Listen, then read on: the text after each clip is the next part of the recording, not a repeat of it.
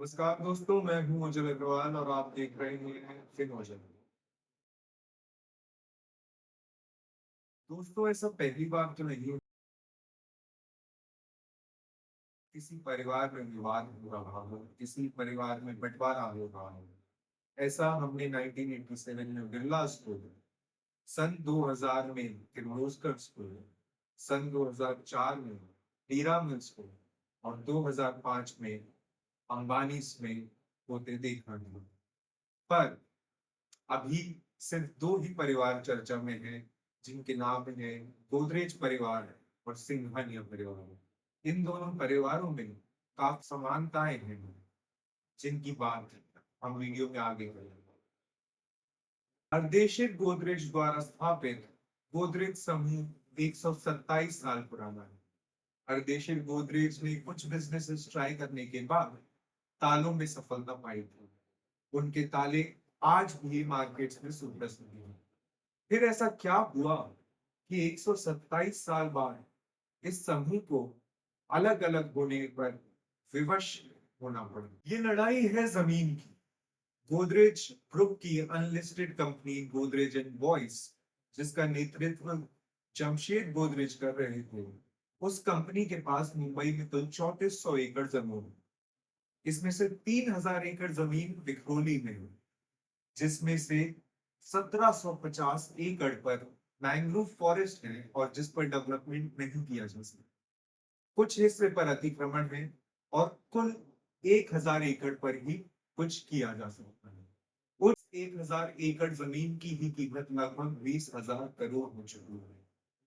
अब इस पर एक रियल एस्टेट प्रोजेक्ट डेवलप हो सकता है जिसकी कीमत 1 लाख करोड़ तक हो सकती है। इसके पक्ष में गोदरेज ग्रुप के चेयरमैन श्री आदि गोदरेज और गोदरेज एग्रोवेट के चेयरमैन श्री नादिर गोदरेज तो थे, पर गोदरेज एंड वॉइस के चेयरमैन श्री जमशेद गोदरेज के बेटे नवरोज गोदरेज को ये बात पसंद नहीं हुई। वो ये बात समझ नहीं पाए, या फिर ये कहे कि समझने के बाद नाखुश रहे।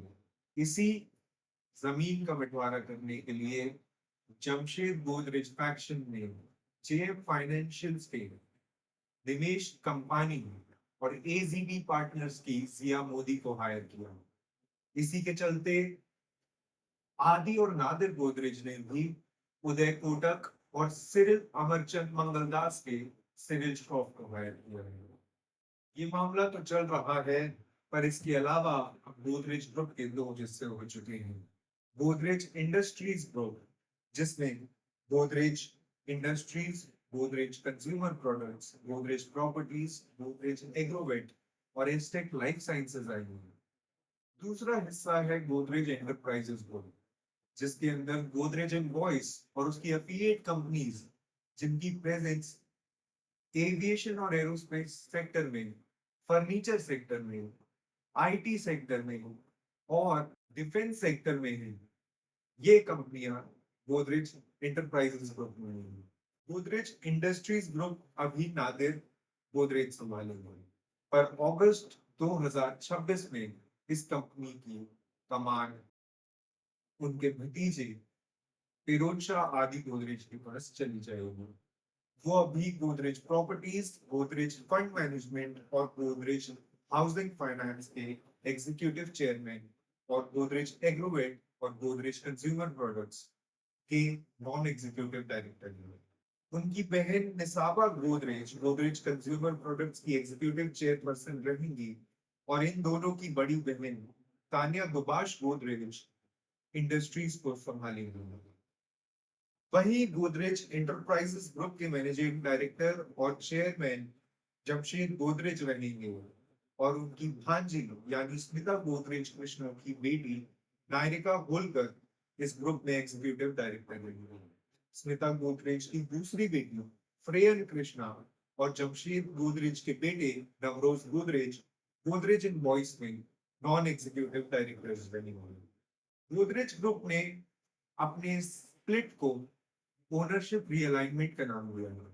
आदि और नादिर गोदरेज ने गोदरेज एंड बॉयज के बोर्ड से रिजाइन कर दिया है और वहीं जमशेद गोदरेज और सुनीता गोदरेज कृष्णा ने जीसीपीएल और गोदरेज प्रॉपर्टीज रिपोर्ट से। दोनों के बीच एक नॉन कम्पीट भी साइन हुआ है, जिसकी जानकारी आपको छोटी बड़ी खबरों के अगले एपिसोड में मिलेगी।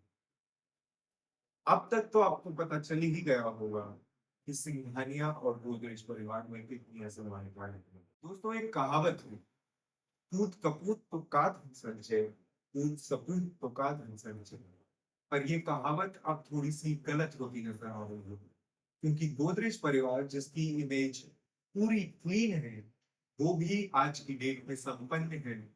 और रेमंड ग्रुप के चेयरमैन श्री गौतम सिंघानिया, जिनको मार्केट में और वैसे भी लोग एक कपूत मानते हैं, एक बुरा बेटा मानते हैं, वो भी संपन्न है। और रेमंड ग्रुप की सफलता के लिए, रेमंड ग्रुप के एक्सपेंशन के लिए गौतम सिंघानिया को क्रेडिट ना देना सही बात नहीं होगी। पर कुछ भी करें, जिस तरीके से गोदरेज परिवार ने इस स्प्लिट को अंजाम दिया है, जिस तरीके से उन्होंने ओनरशिप रीअलाइनमेंट का नाम देकर इस बात को टाल दिया है, इससे पता चलता है कि उनके परिवार में कितना प्रेम है। और वो किसी भी अपने परिवार के मैटर को मीडिया में उछालने के शौकीन नहीं। उन्होंने बस ये बात कह के खत्म कर दी कि उनकी अपनी अपनी कंपनीज को लेकर अलग अलग नजरिए हैं, और इसलिए वो कंपनीज बांटना चाहते हैं, जिससे जो अपनी कंपनी के साथ जैसा करना चाहता है वो कर सके।